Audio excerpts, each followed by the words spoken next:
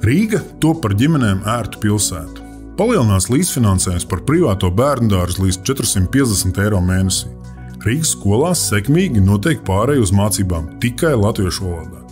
4 gadu laikā skolu un bērndārzu renovācijā ieguldīti vairāk nekā 93 miljoni eiro. Remonti veikti 159 Rīgas skolās un 220 bērndārzos. Esam ielikuši pamatus, lai celtu pilnīgi jaunu skolu Mežaparkā. Pie Rīgas mācību iestādēm iekārtots gājēju pārējs un ātrumu ierobežojošas ceļzīmes, lai rūpētos par drošu ceļu uz skolu. Rīgā iekārtot 50 bērnu rotaļu, spēļu un sporta lauku. No jauna uzbūvēts Uzvaras parks, Skanses parks, atjaunot un labiekārtot Dauderu, Nordeķu un Ebelmožas parki. Rīgā iekārtots 2 pastaigu laipas un 4 suņu pastaigu laukumi. Darba vēl ir daudz, bet izvēle ir jūsējā. Uzticieties tukšiem solījumiem vai vērtēt pēc padarītajiem darbiem.